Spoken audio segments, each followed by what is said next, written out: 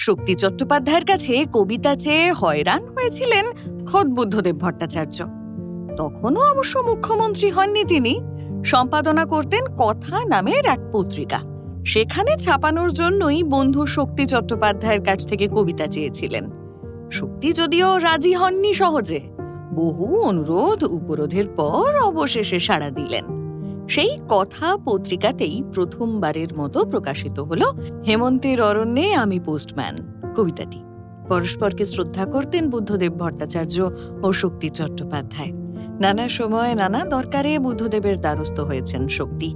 তাঁর উদ্যোগে আয়োজিত রবীন্দ্র কবিতা উৎসবে সারা দেশের কবিরা এসেছেন সামিল হতে। সে সময় বুদ্ধদেব ভট্টাচার্যই সরকারি গেস্ট হাউসে থাকার ব্যবস্থা করে দিয়েছিলেন তাঁদের।